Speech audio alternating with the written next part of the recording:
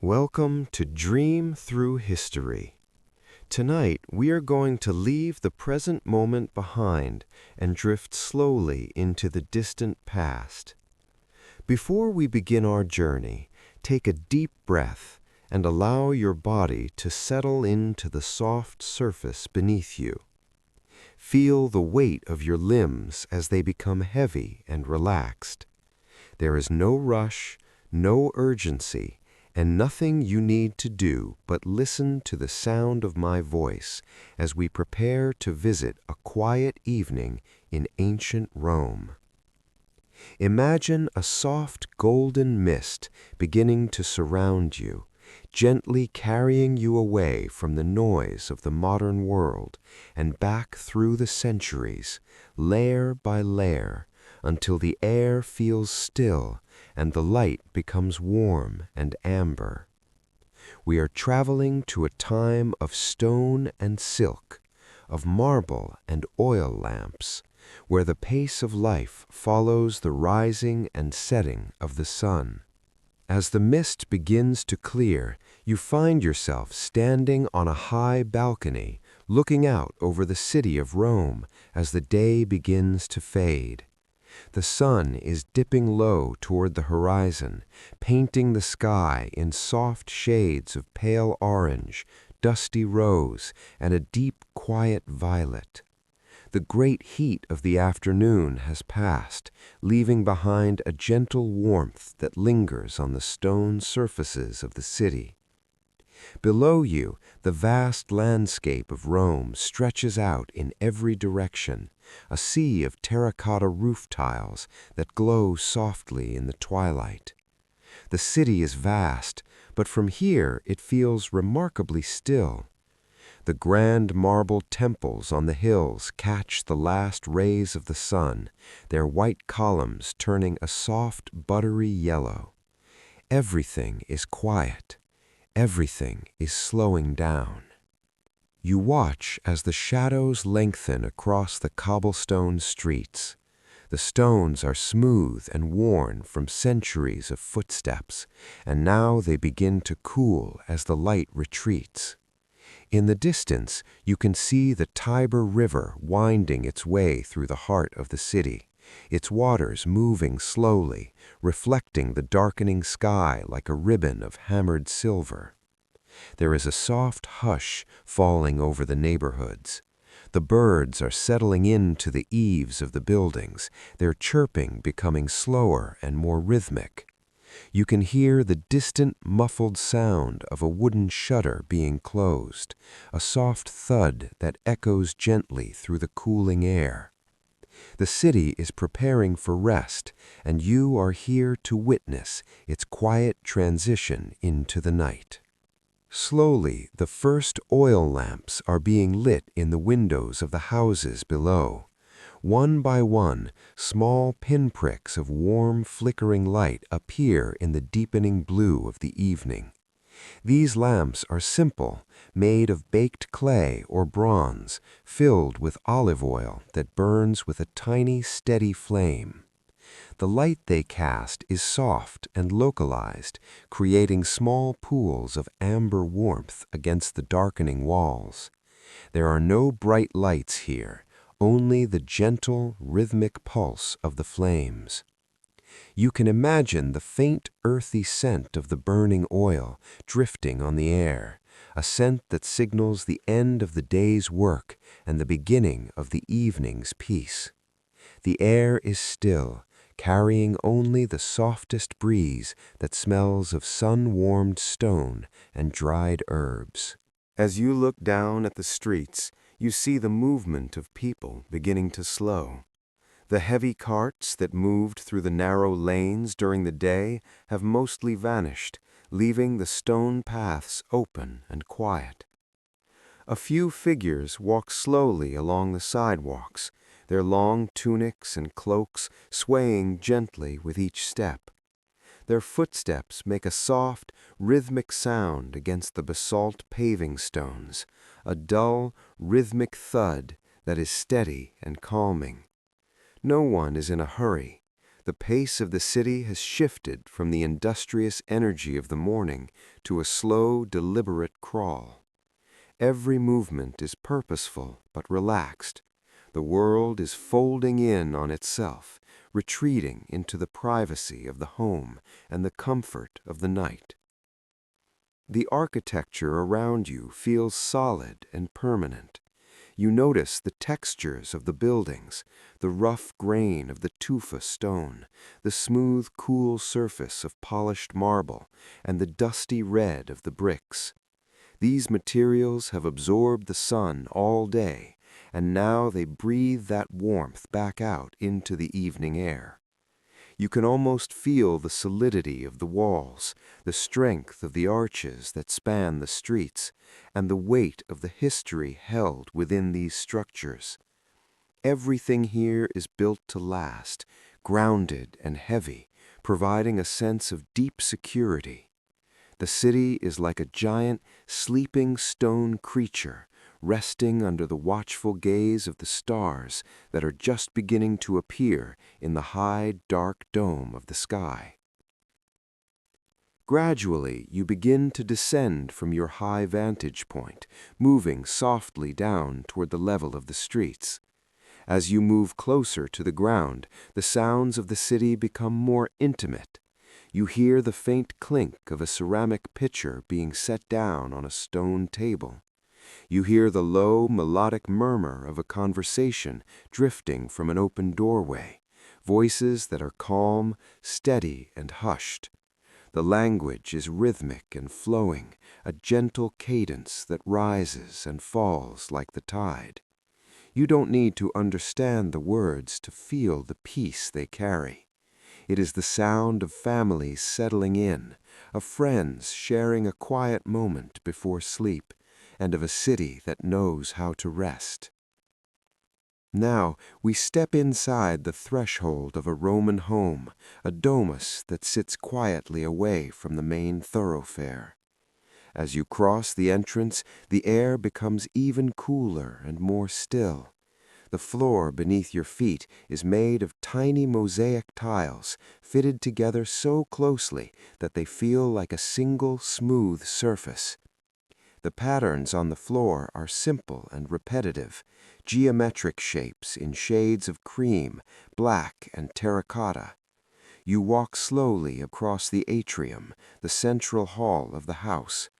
Above you, an opening in the roof allows the night sky to look down into the center of the home.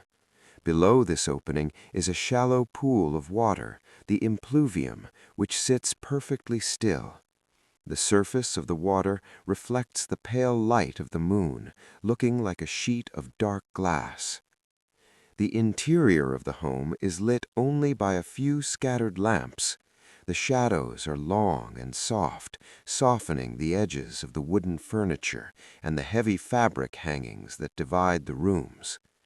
There is a great sense of space and quiet here.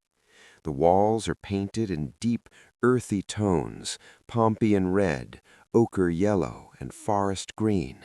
But in the dim light, these colors fade into a warm, indistinct haze.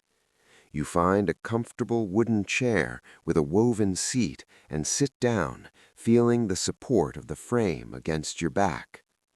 Everything in this room is natural and simple. The wood is smooth to the touch, polished by years of use.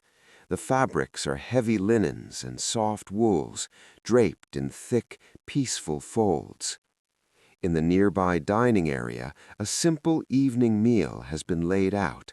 There is a wooden bowl filled with plump, dark olives, their skins glistening slightly in the lamplight. There is beside it a loaf of flatbread, dusty with flour, and a small dish of clear, golden honey. There is no fire for cooking now, only the cool, refreshing textures of the food. A ceramic jug of water sits on the table, a few beads of condensation clinging to its outer surface. You can imagine the taste of the cool water and the simple grounding flavors of the bread and fruit. It is a meal that requires no rush, a slow ritual of nourishment that marks the end of the day's labor. The residents of the house move through the rooms with a quiet grace. They wear simple tunics of undyed wool, which move softly around their legs as they walk. There are no hard edges to their clothing, no restrictive seams, only the natural drape of the fabric. They speak in low tones, their voices blending with the ambient sounds of the night. One person might be slowly rolling up a scroll of papyrus, the dry paper making a faint crinkling sound as it is tucked away for the night. Another might be adjusting the wick of a lamp, the small flame flickering for a moment before settling back into its steady amber glow. Every action is performed with a sense of deliberate slowness, as if they are in harmony with the slowing heartbeat of the city itself. As you sit in the quiet atrium, you notice the way the light play across the columns.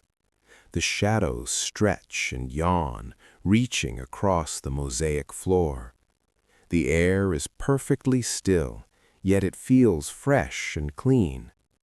There is a deep sense of order here, a feeling that everything is exactly where it should be. The walls of the house protect you from the outside world, creating a sanctuary of calm. You feel a deep sense of belonging in this quiet space, a connection to the millions of people who have sat in similar rooms, watching the same moon rise over the same hills.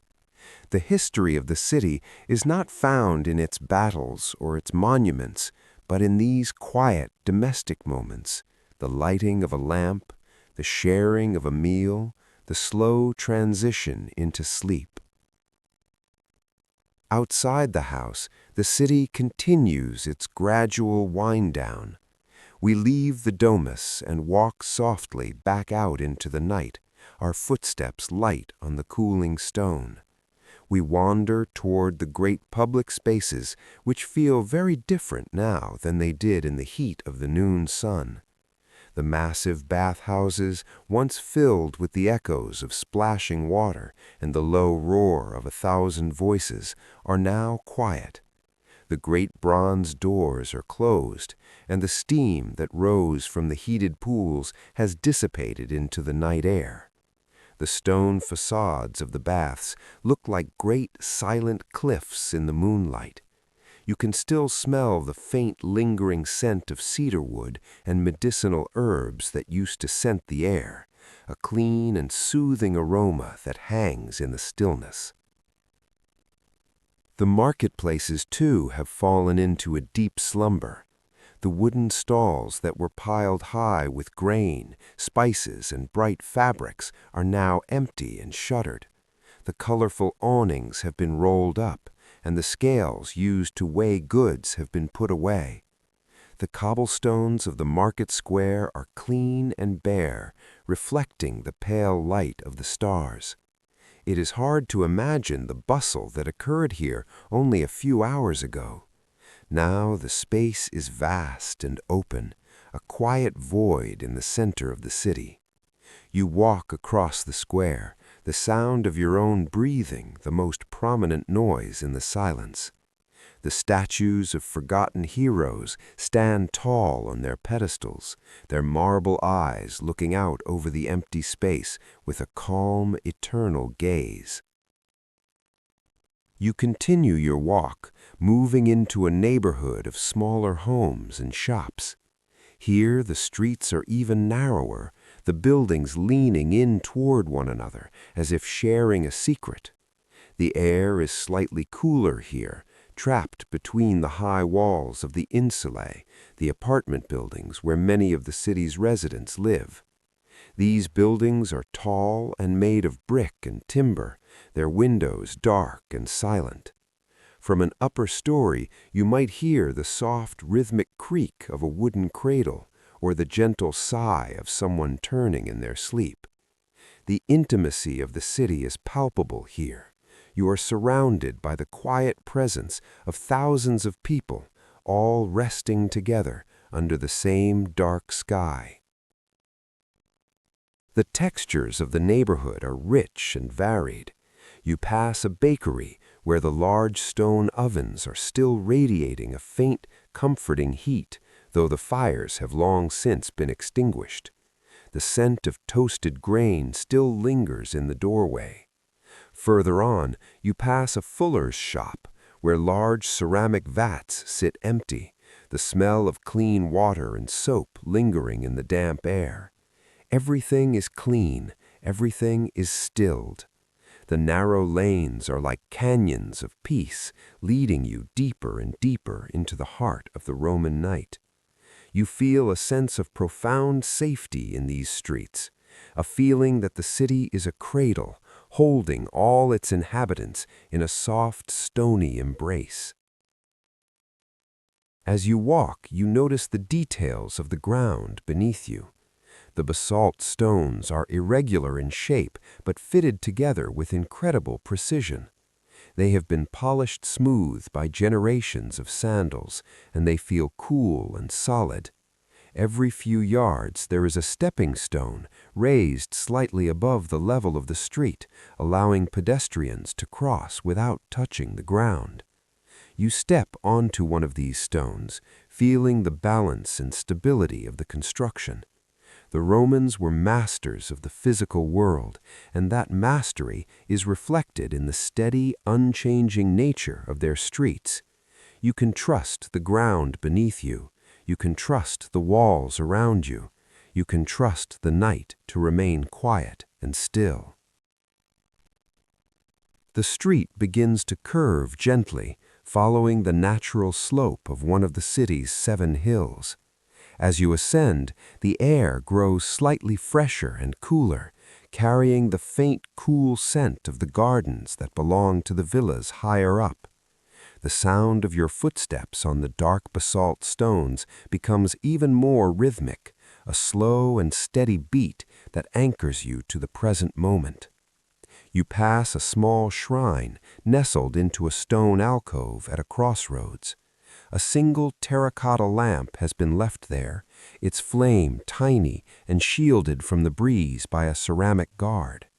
The light it casts is a deep flickering orange, illuminating the weathered features of a stone face carved into the wall, a guardian of the neighborhood, watching over the sleeping inhabitants with a silent, stony patience.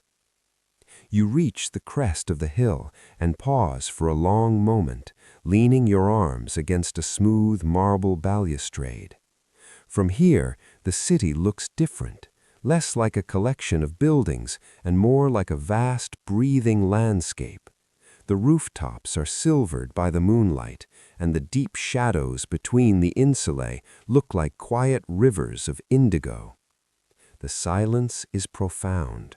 It is not an empty silence, but a full, heavy one, the silence of 1,000,000 people exhaling at once. You can feel the weight of the night pressing softly against your skin, a cool and comforting blanket that signals it is time to let go of the day's thoughts. Slowly, you begin to walk down toward a quieter residential district, where the gardens are larger and the stone walls are draped in climbing ivy. The leaves of the ivy are dark and glossy, whispering softly against the stone as the night air moves through them. You pass a low wall where a fountain trickles into a marble basin. The sound is delicate and repetitive, a soft metallic plink, followed by the gentle gurgle of water overflowing into a stone channel. You stop to listen to the water. It is a constant, unchanging sound that has played in this spot for years, a liquid lullaby that never tires. The water is cool and clear, reflecting the stars in its tiny, shivering ripples. Further down the lane, you see a wooden gate standing slightly ajar, leading into a small courtyard. You step inside, your sandals moving from the hard stone of the street to the soft, packed earth of the garden. The ground here is cool and slightly damp, smelling of rich soil and crushed mint. Tall cypress trees stand like dark, slender sentinels around the perimeter, their needles unmoving in the still air.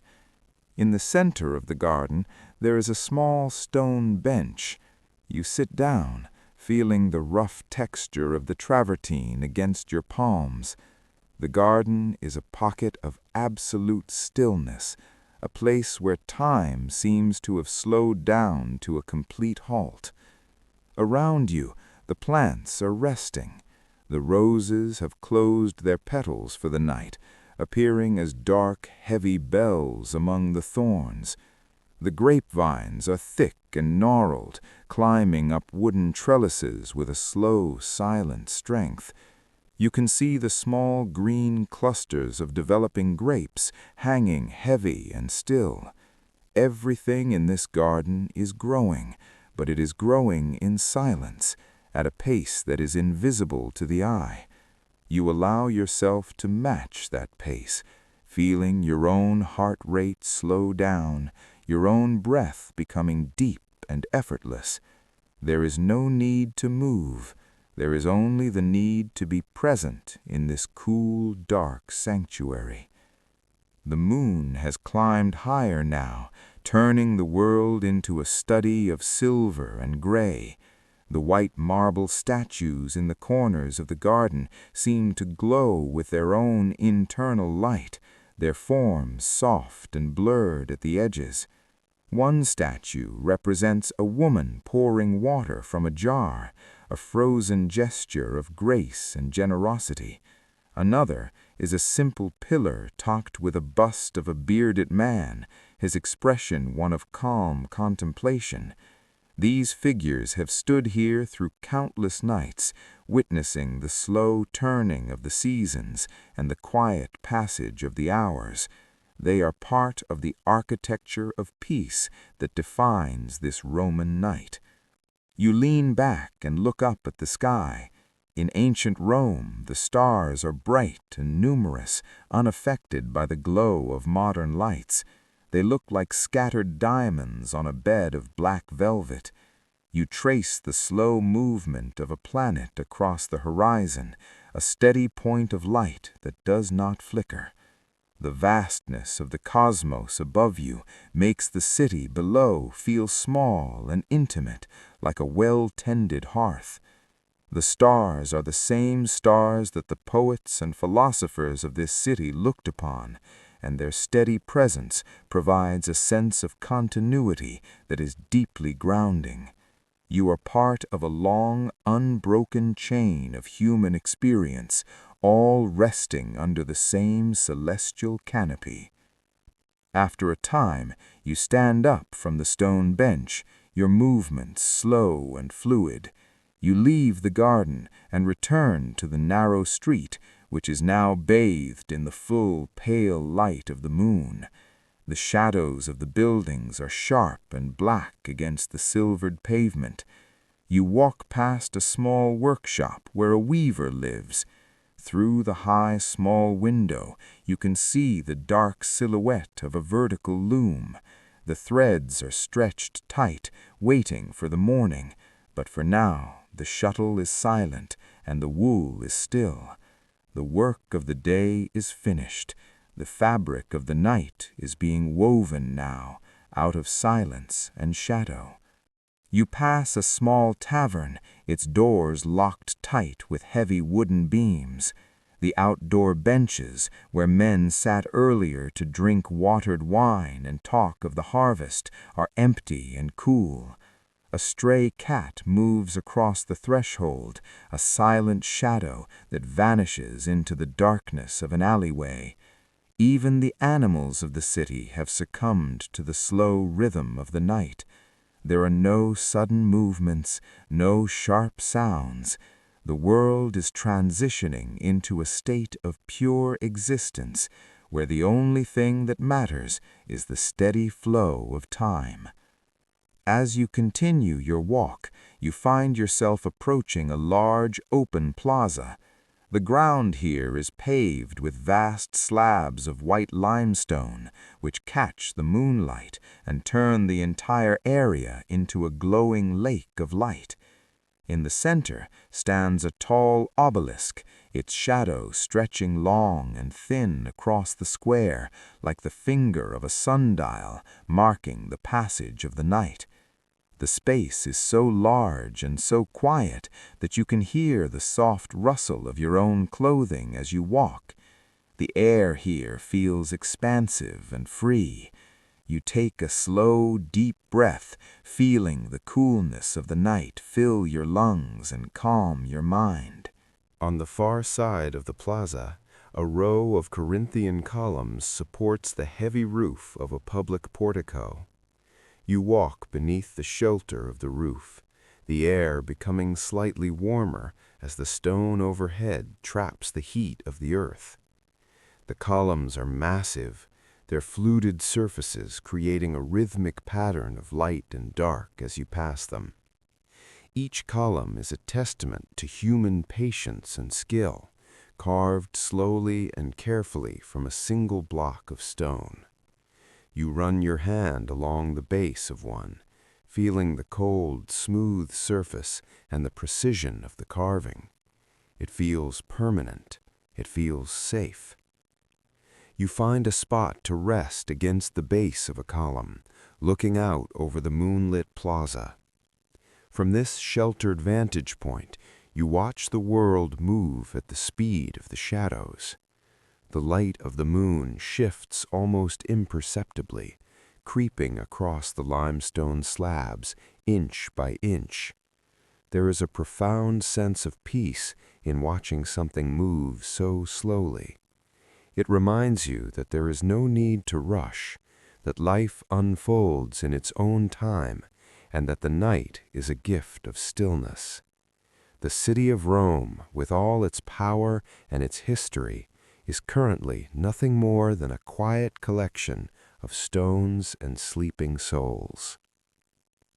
In the distance, you hear the very faint sound of a night watchman's footsteps. The sound is slow and steady, a rhythmic tapping of wood on stone as he moves through a distant street.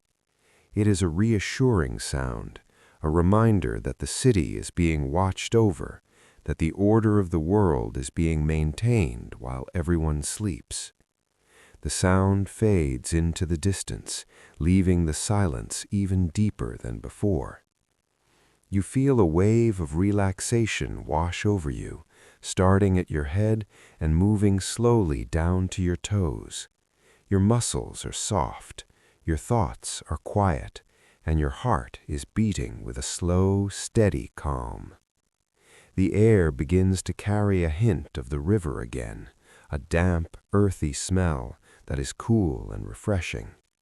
You decide to walk toward the Tiber, moving through a series of small, winding alleys that smell of dried herbs and old stone. The walls of the houses here are close together, creating a cozy, cocoon-like feeling. In one window, a small curtain of beaded string sways slightly in the breeze, making a soft, musical clinking sound. It is a tiny, delicate noise that emphasizes the surrounding quiet. You move past it, your own presence as light as a shadow. You reach the banks of the river and find a low stone wall to sit upon. The Tiber is broad and dark, its surface broken only by the softest ripples as the current moves around the wooden piers of a bridge. The water makes a low, shushing sound as it brushes against the stone embankments, a continuous white noise sound that is incredibly soothing. You watch a small leaf float by, carried slowly downstream by the tireless water. The river has been flowing like this for thousands of years, and it will continue to flow long after the night is over. There is a deep comfort in the persistence of the water. Across the river, the lights of the Trans-Tiberine district are few and far between. The hills in the distance are dark shapes against the slightly lighter sky. You feel a sense of immense scale, of being a small but cherished part of a vast and beautiful world. The city of Rome is not just a place, It is a living entity that is currently in a state of deep restorative rest, and you, sitting by the river, are resting with it. The coolness of the stone beneath you, the sound of the water, and the pale light of the moon all work together to create a perfect moment of tranquility. As the sun sets, the city of Rome undergoes a legal and physical transformation. In the Roman world, the transition from day to night was marked by the crepusculum, a period of half-light governed by specific urban regulations. During the daylight hours, the Lex Julia Municipalis largely restricted heavy transport carts from the narrow, congested streets to ensure the safety of pedestrians. But as the shadows of the 7 hills lengthen, this law shifts. You begin to hear the first distant, rhythmic rumble of iron-rimmed wheels against the basalt basoli stones. These are the supply wagons, bringing grain, wine, and building materials into the heart of the city while the citizens sleep. The sound is low and continuous, a mechanical hum that defines the Roman night. You look out over the skyline and notice the distinct silhouette of the insulae, the apartment blocks that define the Roman residential experience. These buildings often rose 5 or 6 stories high, constructed from a combination of opus latericium, fine brickwork, and timber framing. In the fading light, the brick takes on a deep, dusty red hue. These structures were the heartbeat of the city, and as the air cools, you can see the inhabitants moving slowly behind the fenestrae, the window openings. In wealthier homes, these might be fitted with thin sheets of translucent mica or even expensive Roman glass, which has a slight green tint from iron impurities in the sand. In the more common dwellings, they are simply covered with heavy wooden shutters, which are now being barred for the night with iron pins. The temperature of the city begins to drop, but the transition is slow. Rome is a city built of travertine and tufa, volcanic stones quarried from the nearby Anio Valley and the hills of Tivoli. These stones are porous and dense. They have spent 12 hours absorbing the Mediterranean heat. Now, in the twilight, they begin to release that energy. If you were to place your hand against a sun-warmed wall of the Forum, you would feel a gentle, radiating warmth that persists long after the light has vanished. This thermal mass creates a unique microclimate in the narrow alleys, keeping the evening air mild and comfortable as you begin your walk. The sky above the Tiber becomes a deep indigo. The river itself is the Flumen Tiberis, and it served as the primary artery for the city's resources. Along the banks, at the emporium or the river port, the great stone cranes and wooden pulleys have been stilled. The massive dolia, immense ceramic jars used for storing olive oil, sit in long, silent rows on the wharves. The scent of the river is a mix of fresh water, wet silt, and the faint resinous smell of the pine pitch used to waterproof the merchant boats moored along the docks. The water moves with a steady, unhurried pace, its surface reflecting the first stars, the stellae, which the Romans used for navigation and for marking the changing of the night watches. In the public squares, the Vigiles, the Rome's combined fire brigade and night watch, begin their evening patrols. You see them moving in small groups, carrying sebachauria or tallow candles and buckets made of rope smeared with pitch. Their presence is a silent constant in the Roman night, providing a sense of order and security. They walk with a measured, rhythmic pace, their heavy leather sandals or caligae making a distinct dull thud on the pavement. These men are the guardians of the Pax Romana within the city walls. ensuring that while the fires in the bakeries are being raked into embers, the city remains safe from the threat of blaze or disorder. High above, the great temples on the Capitoline Hill lose their sharp edges to the gathering dark. These structures were often coated in stucco made of crushed marble and lime, polished until they gleamed like solid stone. Now they appear as soft white ghosts against the darkening sky. The Aides Jovis Optimi Maximi, the most important temple in the city, stands as a silent sentinel. Its massive timber roof, covered in gilded bronze tiles, reflects the very last of the ambient light before settling into the uniform gray of the night. This is the moment when the city's religious and political energy pauses, handing the world over to the quiet, domestic rituals of the home. The transition is now complete. The crepusculum has given way to the nox, the true night. The air is still, the stone is cooling, and the laws of the city have shifted from the bustle of the market to the governance of the stars. You are standing in a city that has perfected the art of the evening, a place where engineering and tradition combine to create a landscape of profound, enduring calm. As you leave the riverbank, your footsteps lead you slowly back toward the heart of a quiet residential district. The air is still and heavy with the peaceful silence of the late hour. You reach a heavy wooden door, its grain smoothed by the touch of many hands over many years, and you step back inside the sanctuary of a Roman home. The transition from the open night air to the enclosed stillness of the house is gentle and grounding. Here, the world is smaller, more intimate, and focused entirely on the soft rhythms of rest. In the small kitchen area, the embers of the hearth are glowing a deep, dull red. The heat is fading now, radiating a soft warmth that makes the room feel cozy and secure. There are no bright flames, only the rhythmic pulse of the charcoal as it slowly turns to gray ash. On a wooden shelf, ceramic bowls are stacked neatly, their smooth glazed surfaces catching the faint light from a single oil lamp on the table.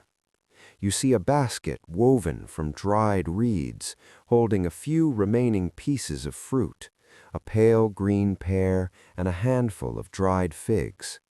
The textures of the home are simple and natural: wood, clay, reed, and stone. You move toward a small sleeping chamber where the floor is covered in a thick, soft rug of undyed wool. The bed is a simple frame of dark wood, strung with sturdy leather cords that provide a firm yet flexible base. Layered upon it are folded linens, their weave slightly coarse but cool to the touch.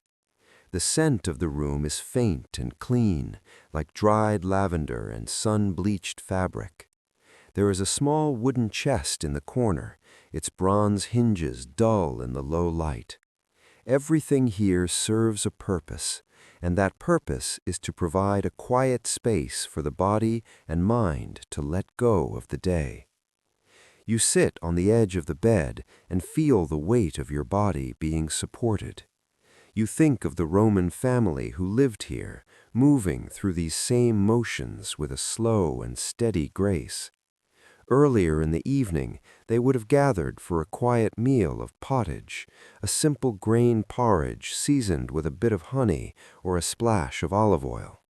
They would have spoken in low, melodic murmurs about the simple things, the ripening of the garden, the coolness of the evening breeze, or the steady progress of a craft. Their lives were dictated by the natural light, and as the lamps burn low, their thoughts naturally turn toward the softness of sleep. The clothing of the night is as simple as the room itself. A long, loose tunic of soft linen hangs nearby, its folds draping naturally toward the floor. There are no buckles, no heavy belts, and no restrictions. The fabric is light and breathable, moving like a second skin. You imagine the feeling of the smooth linen against your arms, a gentle sensation that encourages you to relax every muscle. There is a profound sense of ease in this simplicity. In ancient Rome, the evening is not a time for complexity. It is a time for the gradual stripping away of the world's demands. As you sit in the silence, you hear the distant muffled sound of a neighbor softly closing a wooden shutter. It is a rhythmic, predictable sound that blends into the background of the night. Inside the house, a small bronze lamp sits on a stone pedestal. The flame is very small, a tiny golden teardrop that remains perfectly still in the draftless room. You watch the flame, its steady light reflecting in the dark pool of oil. The oil is clear and thick, providing the slow fuel for this quiet vigil. The light does not reach the corners of the room, leaving them in a soft, hazy shadow that feels protective and warm. Slowly, you lie back against the linens, feeling the coolness of the fabric against your neck. Your head sinks into a soft cushion stuffed with wool. The silence of the house is deep and restorative. You are surrounded by walls of solid stone and brick, structures that have stood for decades and will stand for many more. This stability is comforting. It allows you to release any tension you held in your shoulders or your back.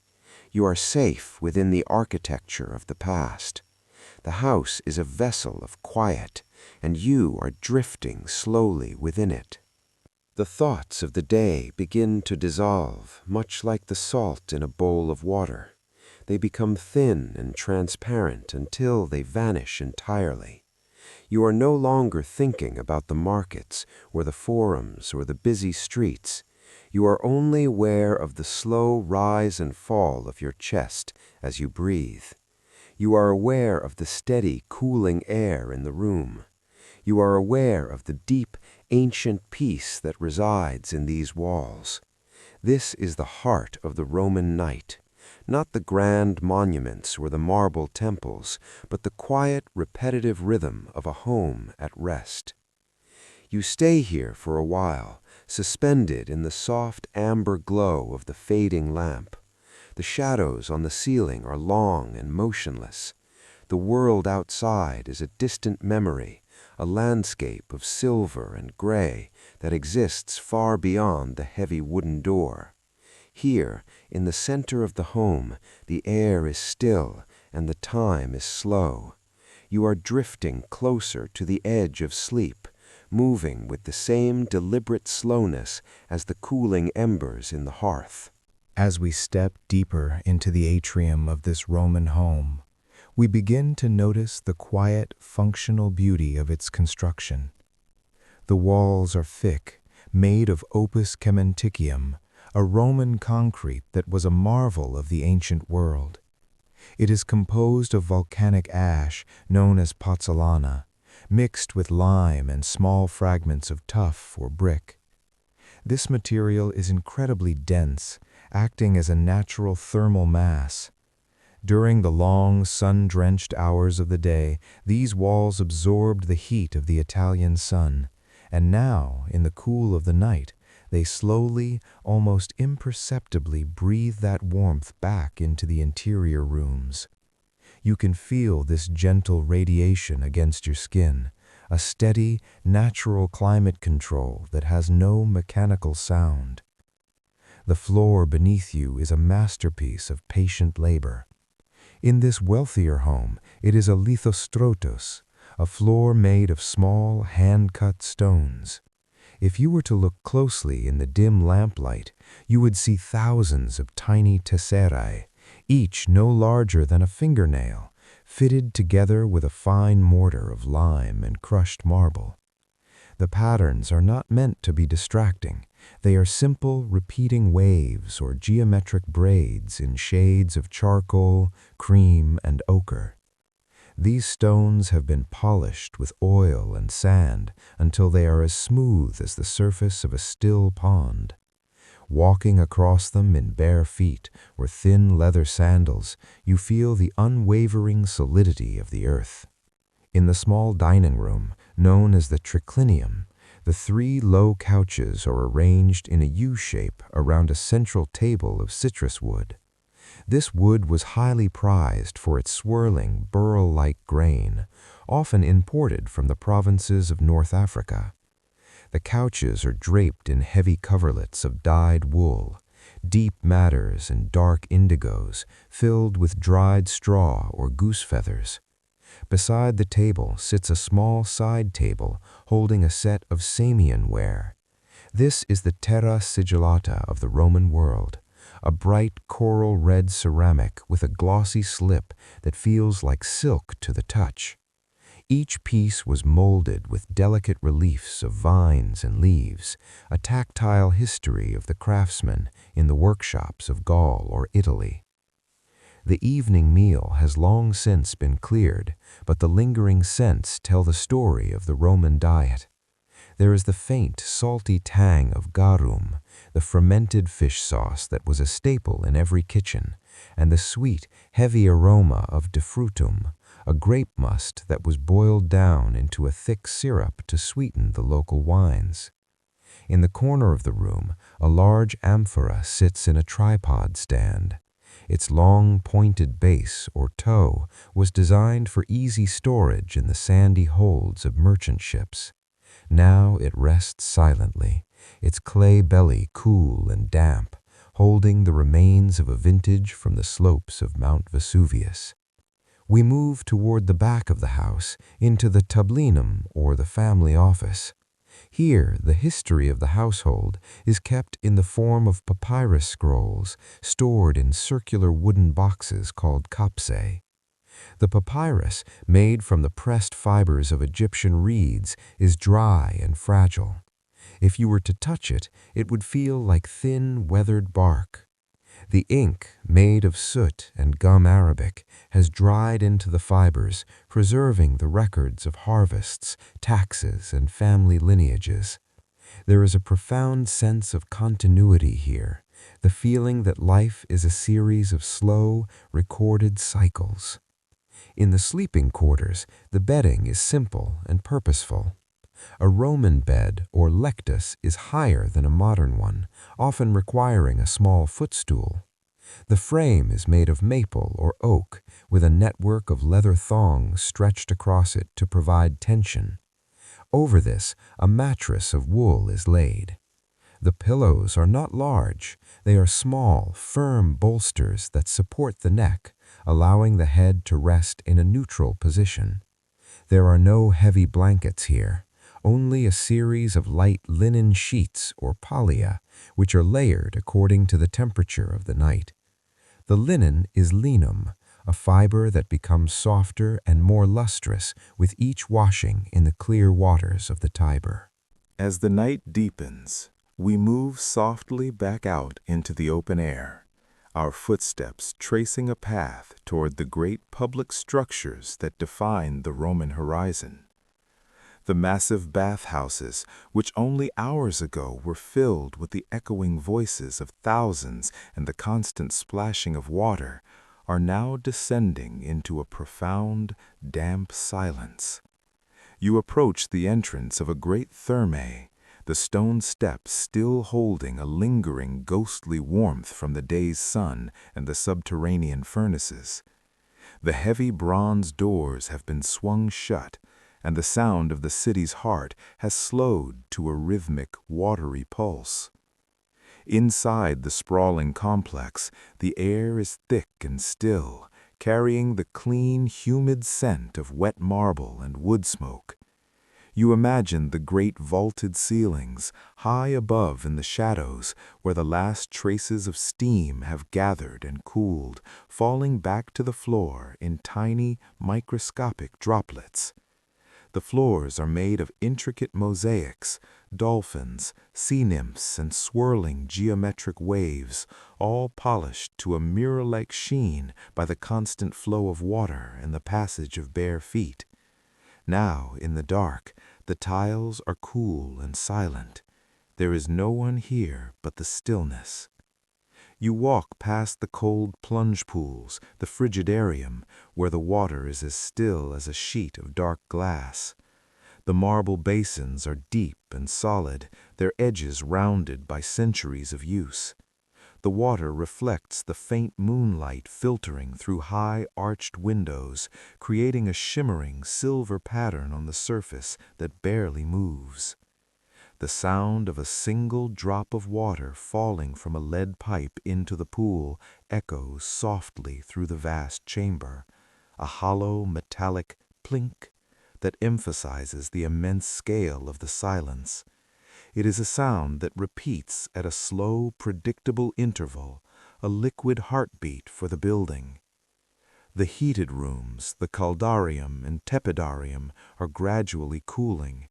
The hypocaust system beneath the floors, where fires once roared to warm the stones, has been allowed to dim to a low orange glow. You can feel the gentle radiation of heat from the thick brick walls, a fading energy that makes the air feel heavy and comforting.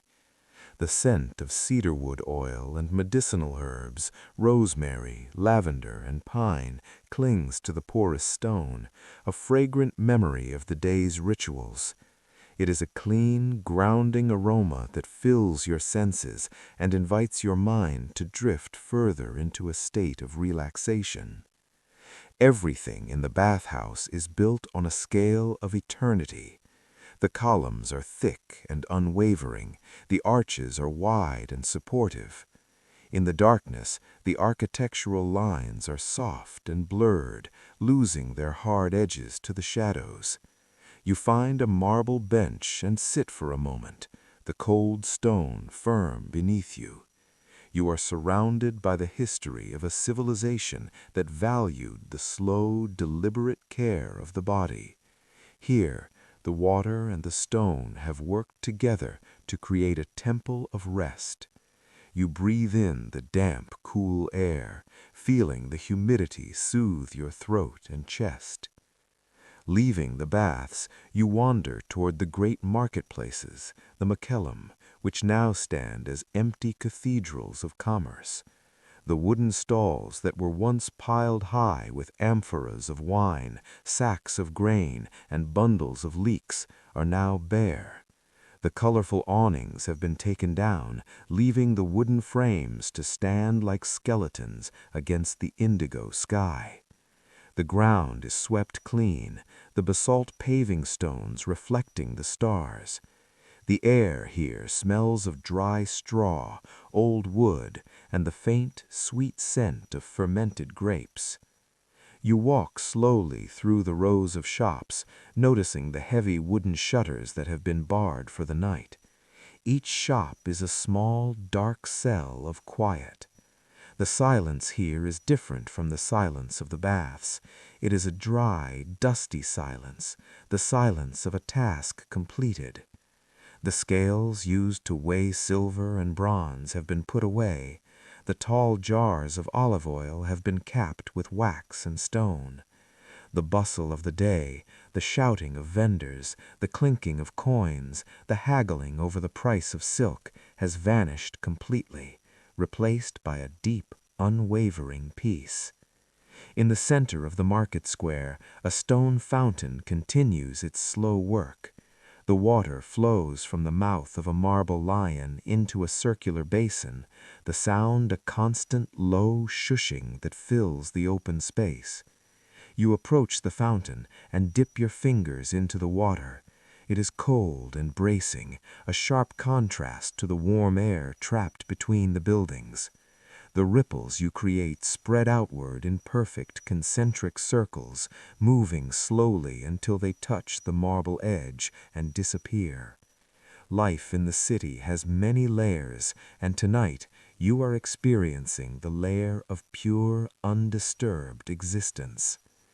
The market is a place of transition, and as you stand in the center of the square, you feel yourself transitioning as well. The energy of the afternoon is a distant memory, as thin and faded as a worn tapestry. You are moving into a state of deep, rhythmic calm. The structures around you, the temples on the hills, the arches over the streets, the walls of the shops, are all resting. They do not demand anything from you. They simply exist, solid and unchanging, in the silver light of the Roman moon. The great baths of Caracalla on the city's edge, the scale of Roman engineering becomes truly apparent in the moonlight. The walls rise over 100 feet into the air, a massive skeleton of brick-faced concrete. These structures were designed to be cities within the city, but at this hour they are monuments to absolute silence. We walk along the outer perimeter, past the rows of shops and libraries that form the complex's skin. The silence here is heavy, colored by the faint metallic scent of the lead pipes that crisscross the foundations. Beneath our feet, invisible in the dark, is the Praefurnium, the service tunnels where the stokers worked during the day. Hundreds of cords of wood were burned in the great furnaces to heat the water and the air. Now the fires have been raked out, leaving only mounds of cooling white ash.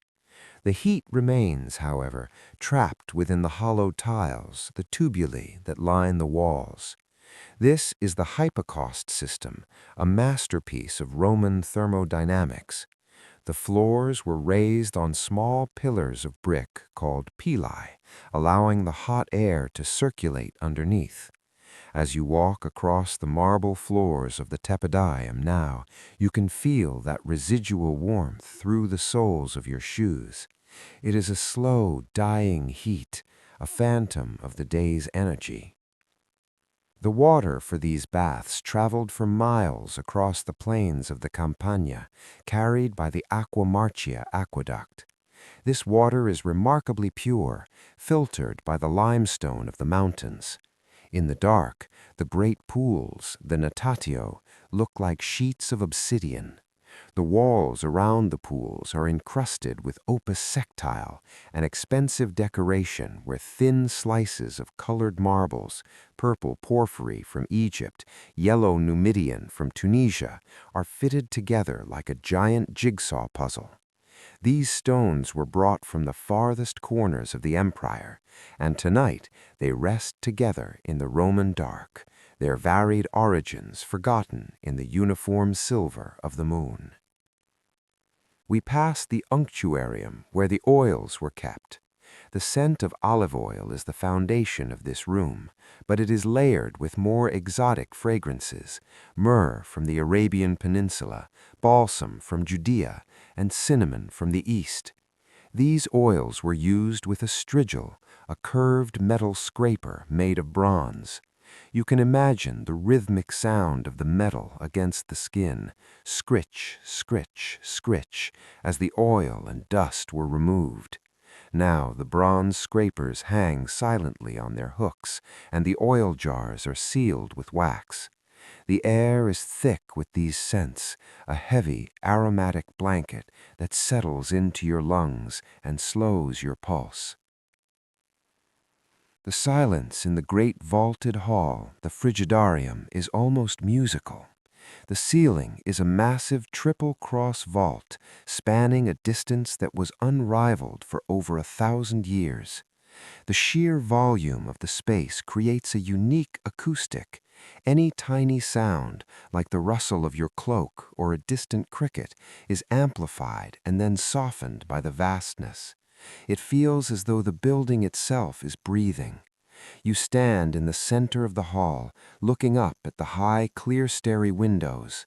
The moon shines through the thick, greenish panes of Roman glass, vitrum, which is full of tiny air bubbles and imperfections that scatter the light into a soft, underwater glow.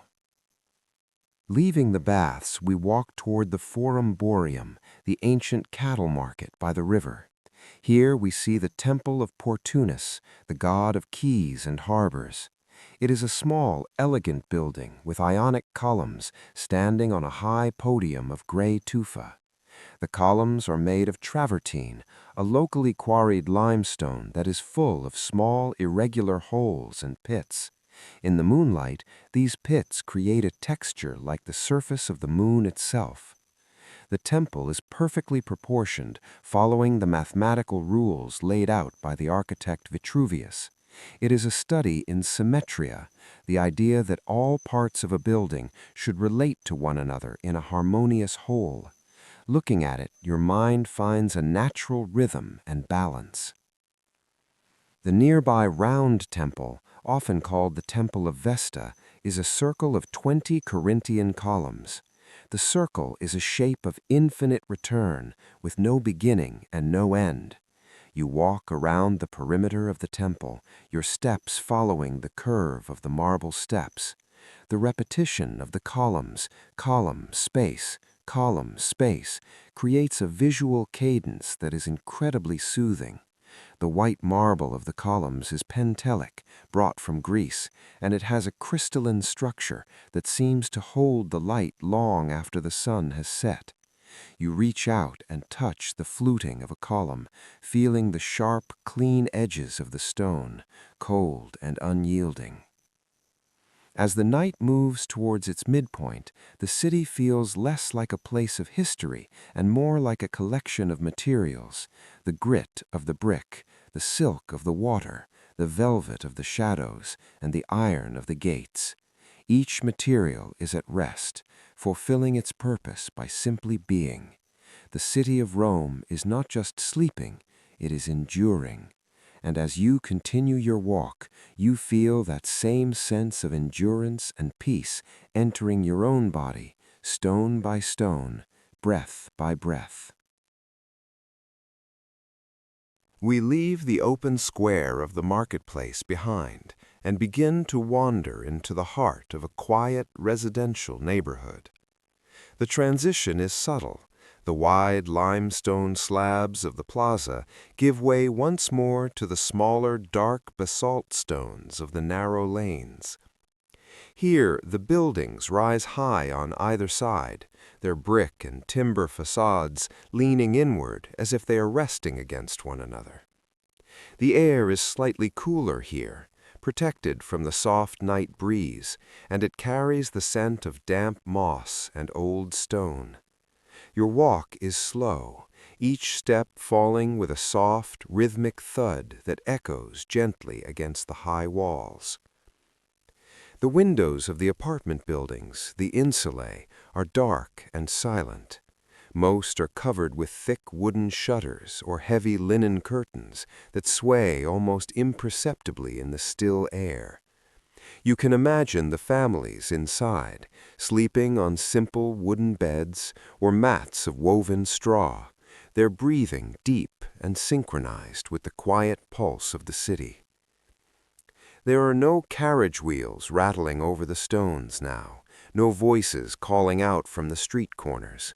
The neighborhood has become a sanctuary of collective rest, a vast hive of dreams tucked away behind walls of brick and mortar. As you walk, you notice the small details of the Roman street. You pass a fountain carved into a wall, its stone basin worn smooth by centuries of buckets and hands. The water flows in a thin, silvery thread, making a delicate splashing sound that fills the narrow space. It is a constant, reassuring noise, a reminder of the life-giving water that flows through the heart of the city through great stone aqueducts. You pause for a moment to watch the water, its surface shivering under the pale light of a distant oil lamp. The ripples are small and perfect, spreading out and disappearing into the darkness of the stone. Further along, you pass the workshop of a woodworker. The heavy doors are bolted with iron, but the scent of sawdust and cedar still hangs in the air, a clean and grounding fragrance. A few scraps of wood lie in the gutter, their pale grain visible in the moonlight. Next to it is a small bakery, its great conical stone mills standing silent and still. The ovens, shaped like large beehives, are cooling now, their internal heat radiating a faint, comforting warmth into the street. The air here smells of toasted grain and yeast, a warm and nourishing scent that speaks of the simple, honest labor of the day. The street begins to narrow even further, turning into a winding path that follows the curve of the hillside. The shadows here are deep and velvety, stretching across the stones in long, elegant shapes. You move through these shadows with a sense of complete ease. There is no urgency in your stride, no destination in your mind. You are simply a witness to the night. You pass a small garden wall where a flowering vine has spilled over the top, its pale blossoms glowing like tiny stars against the dark leaves. The scent is sweet and heady, a floral perfume that mixes with the earthy smell of the cooling city. You reach a small bridge that spans a narrow canal. You stop in the center of the arch, leaning your weight against the cool stone parapet. Below you, the water moves slowly, a dark and silent ribbon reflecting the moon. The current is steady and effortless, moving with a grace that only nature can provide. You watch a small piece of straw float by, carried along by the tireless water. It is a reminder that even when the world sleeps, the great cycles of nature continue their work. The river flows, the stars turn, and the earth breathes in a slow, rhythmic cycle. The silence of the neighborhood is profound, yet it is filled with tiny, soothing sounds. You hear the soft rustle of a bird shifting in its nest beneath the eaves of a house. You hear the distant, muffled sound of a door being latched. You hear the rhythmic creak of a wooden sign swaying in the breeze. These sounds do not disrupt the peace. They anchor it, acting as anchors that keep you present in this beautiful, ancient moment. The world is reduced to the immediate sensations of the night, the coolness of the stone, the scent of the air, and the steady beat of your own heart. As you continue your walk, you find yourself moving toward the edge of the city, where the buildings become sparser and the gardens become larger. The air is fresher, carrying the scent of the open countryside, grass, earth, and the faint smell of wood smoke from a distant farmhouse. The city wall looms ahead, a massive structure of gray stone that marks the boundary between the urban world and the wilderness. It stands tall and silent, a guardian of the peace. You walk alongside the base of the wall, feeling the immense scale of the construction and the sense of security it provides. Everything in this moment is grounded and stable. The walls have stood for generations, and they will stand for many more. The night is a time of restoration, a time for the city to gather its strength before the sun rises again. You feel a deep sense of connection to this place, a feeling that you are part of a long and beautiful history of rest. Your mind is quiet, your body is heavy and relaxed, and you are drifting closer and closer to the threshold of sleep. Leaving the narrow residential alleys behind, we emerge into the wide, paved expanses of the campus marshes. In the daylight, this was a place of military exercise, athletic competition, and political assembly. But at this hour, it is a vast, open landscape of silvered marble and deep obsidian shadows. The air here feels thinner and cooler, no longer trapped by the high walls of the apartment blocks.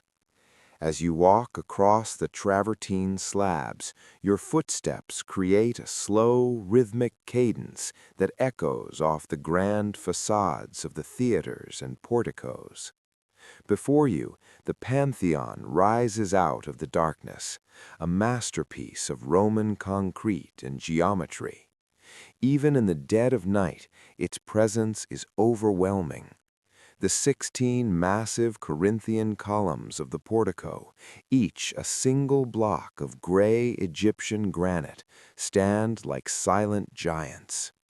These columns traveled thousands of miles from the quarries of Mons Claudianus across the desert and over the sea to stand here in the Roman night. You run your hand along the base of one. The stone is cold, dense, and remarkably smooth, having been polished by centuries of wind and rain. You look up at the great pediment, where the bronze letters of Agrippa's inscription are barely visible in the moonlight. Above the portico sits the rotunda, a perfect sphere of opus caementicum contained within a cylinder of brick. The engineering of this dome is a testament to Roman ingenuity, using lighter and lighter volcanic stones, pumice and tuff, as the structure rises toward the sky. At the very top, the oculus, the great circular opening, looks directly into the heavens. Inside, the night air would be perfectly still, and the moonlight would fall in a single thick shaft of silver, moving slowly across the marble floor like the hand of a celestial clock. Continuing your walk, you pass the Stadium of Domitian, its long curved shape defined by rows of arches. The white pentelic marble of the exterior reflects the stars, giving the structure a ghostly, ethereal quality. There are no crowds here now, no shouting fans, no racing athletes. The silence is profound. You can almost hear the faint, rhythmic whistling of the wind as it passes through the empty arches. This is the vacuitas, the emptiness that allows the architecture of the city to breathe. You follow the curve of the stadium, the repetition of the arches creating a visual rhythm that is deeply calming. To your south, the great theater of Marcellus stands as a precursor to the Colosseum. Its tiered arches of travertine and tuff are a study in Roman order, Doric columns on the ground floor, Ionic above them. The stones are weathered, their surfaces pitted with tiny craters that hold the shadows of the night. You pause for a moment by the base of the theater, looking up at the massive travertine blocks, held together not by mortar, but by their own immense weight and iron clamps. The sheer scale of the construction is grounding. It reminds you that you are standing in a world built for eternity. As you wander toward the Circus Maximus, the space opens up even further. This vast valley between the Palatine and Aventine hills was once filled with 250,000 people, but now it is a long, dark sea of grass and sand. The spina, the central barrier of the racetrack, is dotted with obelisks and statues that look like dark needles pointing toward the stars. You walk along the edge of the track, the ground beneath your feet soft and silent. The air here smells of dried clover and the dampness of the nearby river. The silence of the circus is a heavy, historical silence, a place of immense energy that has been completely stilled by the night. On the slopes of the Palatine Hill above you, the Domus Flavia, the imperial palace, looms in the darkness. Its brick-faced concrete walls are thick and impenetrable. The emperors who ruled the known world are sleeping now, their power suspended in the quiet hours. The palace is a labyrinth of courtyards, fountains, and vaulted halls, all currently occupied not by nothing but the cool night air and the steady light of the moon. As the deep night holds the city center in its grip, we let our journey wander outward past the massive stone fortifications of the Aurelian walls. we step onto the Via Appia, the queen of roads. Here, the engineering of Rome is laid bare beneath the moonlight. The road is composed of massive polygonal blocks of basalt, fitted together with such precision that the joints are nearly invisible. These stones were bedded in deep layers of gravel and lime to ensure they would never shift, creating a path that feels as solid as the bedrock of the earth itself. The atmosphere here is different from the dense neighborhoods of the Subura. The air is wide and open, smelling of the dry grasses of the Campagna and the distant, cool scent of the Alban hills. Lining both sides of the road are the monuments of the dead, the great family tombs and columbaria. In Rome, the law forbade burial within the city walls, so the roads leading out of the gates became silent galleries of history. You pass the tomb of Caecilia Metella, a massive circular tower of travertine that glows like a pale beacon in the dark. Its stones are thick and defensive, a fortress of memory. The silence along the Via Appia is a textured silence. You hear the rhythmic chirp of crickets in the tall grass, a steady, hypnotic pulse that seems to mark the heartbeat of the countryside. The wind moves softly through the cypressus, the dark, slender cypress trees that stand like ink blots against the starry sky. These trees were associated with the god Pluto, the ruler of the underworld, but tonight they are simply peaceful guardians of the road. Their needles make a faint shushing sound, a natural lullaby that accompanies your slow, steady stride. Every few miles you pass a mutationem, a changing station for the imperial post. The stables are quiet now, the horses resting in their stalls. The scent of dry hay and leather tack hangs in the air, a humble, grounding aroma. There is an immense distance here. The road stretches for hundreds of miles toward the port of Brundisium and the east. Standing on this ancient pavement, you feel the vast connectivity of the Roman world, a web of stone that binds the provinces to the heart of the city, all of it currently suspended in the quiet of the night. We turn our gaze upward to the great stone arches that span the plains, the aqueducts. These are the veins of Rome, the Anio Novus and the Aqua Claudia, moving millions of gallons of water into the city every day by the simple, relentless power of gravity. The structures are built of brick-faced concrete and heavy blocks of peperino stone, rising in tiers that dwarf the trees below. As you stand beneath one of these massive arches, the air feels cooler, chilled by the massive volume of water moving through the hidden channel or specus at the top. You can hear the water. It is not a splashing sound, but a low subterranean roar, a steady vibration that you feel in the soles of your feet more than you hear with your ears. This water has traveled for days from the limestone springs of the Subiaco Mountains, kept at a constant cool temperature by the thick stone walls of the channel. It moves at a perfect gradient, a masterpiece of Roman surveying using the corobates, a 20-foot-long leveling tool. The precision required to keep the water flowing over 40 miles of rugged terrain is a testament to a world that valued order and permanence. As the water enters the city, it flows into the Castellum Aquae, the great distribution towers.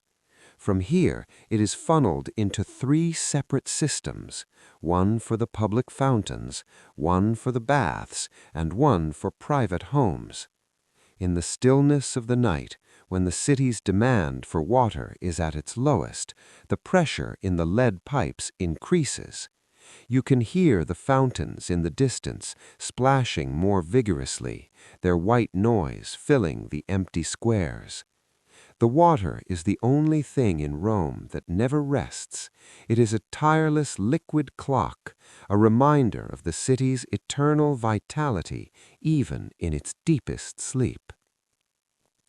The scent around the aqueducts is clean and mineral-rich, like the air after a heavy rain. You watch the moonlight catch the drips of calcium-rich water that have seeped through the mortar over the centuries, forming small white stalactites on the underside of the arches. These tiers of the stone are a record of the structure's age. You feel a deep sense of calm in the presence of such tireless rhythmic movement.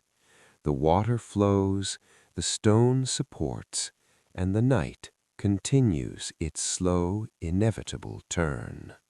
Finally, we travel in our minds to the mouth of the Tiber, to the port city of Ostia. This is where the world met Rome. The harbor is a forest of wooden masts, the ships of the Annona grain fleet moored side by side. The sails have been furled, and the heavy hemp ropes, funes, creak softly as the hulls shift with the movement of the tide.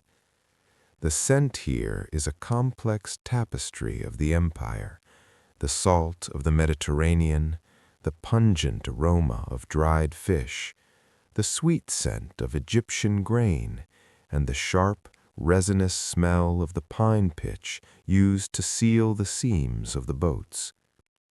The great warehouses, the horea, stand like silent mountains of brick along the quays. Their walls are thick to protect the grain from the heat and the damp. Inside, the silence is absolute, the rooms filled with the scent of dust and sun-dried wheat. Outside, the naviculari, the shipowners and sailors, are asleep in the nearby inns. The only sound is the rhythmic lap-lap of the water against the stone docks, and the distant, lonely call of a boy marking the harbor entrance. In the center of the port stands the lighthouse, a tiered tower that mimics the great pharos of Alexandria. A fire burns at its peak, fed by slow-burning logs of oak. The light is a steady, rhythmic pulse, a warm orange glow that cuts through the sea mist. It is a beacon of safety, a promise of return. As you watch the light, you feel the vastness of the sea and the stability of the land. The journey is over. The goods have been delivered. The city is fed. We return now to our place of rest, carrying the salt of the sea and the strength of the stone with us. The 2,000 years between then and now dissolve once more. The sounds of the harbor and the aqueducts fade into a soft, white hum. You are back in your own time, but you are wrapped in the ancient peace of a Roman night. The world is quiet. The air is still. Your journey through history has led you to this perfect, silent moment of rest. We have walked far through the quiet streets of Rome, and now it is time to find our own place of rest.